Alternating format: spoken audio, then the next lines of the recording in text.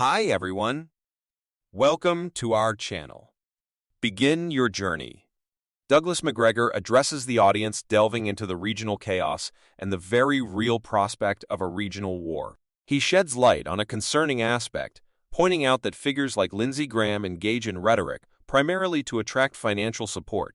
Macgregor suggests that Graham and others, including Blumenthal, collaborate to craft legislation favoring a potential war with Iran, aligning themselves with big donors who contribute to their political action committees and support structures. Macgregor emphasizes the lack of accountability for such senators in the Senate, highlighting that they are not in charge of anything and not directly responsible for the armed forces. He characterizes their actions and statements as nonsense fueled by the absence of accountability. He contends that in an environment with no consequences, individuals may say and do unintelligent things.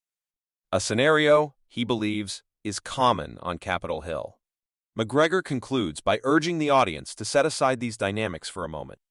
Douglas Macgregor raises concerns about the current situation, asserting that he doesn't believe there is effective leadership in the White House.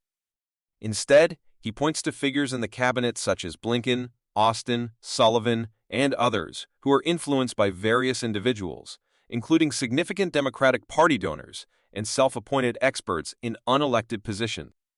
According to Macgregor, this collective leadership is steering the direction of the nation in unfavorable ways. He notes a lack of interest in going to war in the Middle East and underscores the unpreparedness and diminished capability to engage in a regional war, especially one that involves multiple nations against Israel and the United States. Macgregor draws parallels with the previous situation in Eastern Europe, where the potential for a massive intervention in Ukraine was a concern. He suggests that the current circumstances are even more precarious, particularly given recent meetings between Iranian leadership and President Erdogan of Turkey. Douglas Macgregor discusses recent discussions between the Iranian leadership and President Erdogan of Turkey, highlighting President Erdogan's speech expressing global concern about the events in Gaza and criticizing the silence from the United States and its Western allies. Macgregor observes the Iranian leadership's upcoming visit to Riyadh, Saudi Arabia, considering these nations as major players in the region. He suggests that an alliance might be forming among these powers against the actions of Israel and the United States. Simultaneously, Macgregor notes the U.S. attacks on what is claimed to be Iran-backed Shiite militias and other targets in Syria, Iraq, and elsewhere in the Middle East. He disputes the assumption that these militias take direct orders from Iran, emphasizing their independent nature. Macgregor characterizes the attacks on U.S. positions by these militias as signals and warnings rather than significant military actions. He warns of the potential for a rapid escalation into a major conflict, urging awareness of this possibility. Douglas Macgregor addresses the prospect of war against Israel and the United States, outlining the response with the deployment of carrier battle groups, additional ground forces in Syria and Iraq, and the introduction of air defense units to protect against potential air and missile strikes. However, Macgregor expresses concerns about the unpreparedness for such a scenario, citing a lack of ammunition and an insufficient logistical support structure. He critiques the reliance on carrier battle groups as a deterrent strategy, asserting that they are not effective in deterring potential adversaries. Macgregor notes the vulnerability of carrier battle groups as they approach the shore, emphasizing the inadequacy of viewing them as a modern battleship policy.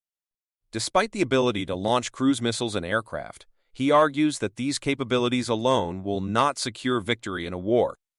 He suggests that those involved in military affairs understand these limitations, and there is now an increased recognition of capabilities that previously did not exist.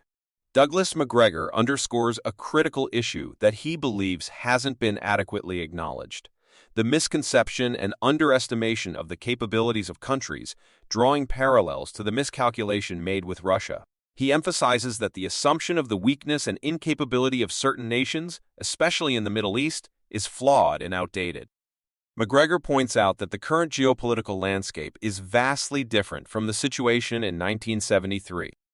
He knows the increased capabilities of Middle Eastern countries, citing factors such as better educated populations and more decisive and unified actions. Specifically, he highlights Turkey and Iran as examples, each with nearly 90 million people. Macgregor draws attention to Iran's expertise in air, missile, and space technologies, and the potential threat posed by their missile arsenal. Similarly, he emphasizes Turkey's significant military strength, capable of deploying a large force rapidly with missiles that could pose a threat to both Israel and offshore naval power. Now, Gregor stresses that the entire region's population is unified and enraged by the events in Gaza, indicating a collective sentiment that needs to be considered in any strategic calculations. Douglas Macgregor asserts that the sentiments in the region have shifted from condemning Hamas to widespread anger to the escalating casualties in Gaza, reaching over 10,000, including children, women, and elderly individuals. He highlights the role of mass media in disseminating this information and emphasizes the lack of intervention, particularly from the United States.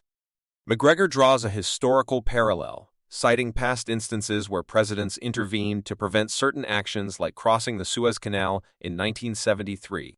He criticizes the absence of intervention in the current situation, defending the extensive bombing in Gaza without any substantial response.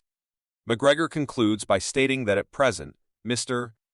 Netanyahu holds more influence and authority in Washington than President Biden. Douglas Macgregor likens the situation to the blank check given by the Kaiser to Vienna, which sparked the First World War. He criticizes the perceived open support and approval given to Netanyahu's actions without adequate intervention. Chuck Macgregor expresses concern that Netanyahu, who I can do a release tiger, may take advantage of the situation to settle scores and eliminate perceived threats in the region. Despite acknowledging the economic strain on Israel due to the war, he emphasizes the compensation in the form of billions of dollars sent from the United States to keep Israel financially afloat. Macgregor questions the assumption of invisibility, suggesting arrogance in the belief that no regional actors can challenge Israel, backed by the assumed support of the United States. He raises the critical question of whether it is in the best interests of the United States to be drawn into a regional war involving Turkey, Iran, and Arab states. Despite skepticism, Macgregor asserts that such a scenario could be a real possibility. In recent analyses, Douglas Macgregor highlighted the long-standing animosity between Shiites and Sunnis, expressing skepticism about cooperation between Turkey and Iranians. He noted historical challenges in Arab unity and cooperation. Macgregor underscored the strategic importance of Egypt for regional peace, emphasizing the nation's enduring relations with Israel over the past 5 decades. The analysts raised concerns about potential shifts in Egypt's stance, citing street sentiments in Cairo questioning President Sisi's alleged ties to Israel, which could pose challenges for his leadership. Macgregor also drew parallels between the Muslim Brotherhood's previous control in Egypt and its influence on regional dynamics. Douglas Macgregor suggests that the removal of the Muslim Brotherhood from power in Egypt through what he refers to as a coup was generally welcomed due to concerns about its implications for the country. He points out the affiliations between Amos and the Muslim Brotherhood, emphasizing that Turkey's president, Erdogan, leads the Muslim Brotherhood in the Middle East and North America. Macgregor highlights a shared discontent in Iran and Turkey regarding Israel's existence, attributing it to perceived failures in exercising Israeli actions. Douglas Macgregor discusses the influence of lobbying groups, drawing parallels between the Israel lobby and other interest groups, such as pharmaceutical and defense lobbies. He explains the common approach of these lobbies, offering financial support to politicians who align with their interests. Macgregor describes the dynamic where politicians are pressured to support these lobbies to secure campaign funding. And if not, the funds may go to their opponents, creating a challenging situation for elected officials concerned about re-election. Douglas Macgregor criticizes the continuous fundraising and campaigning nature of U.S. politics, emphasizing the flaws in the system where elected officials are constantly seeking financial support for re-election. He argues that this perpetual focus on fundraising detracts from addressing larger issues and creating a visionary approach. Macgregor expresses concern about the lack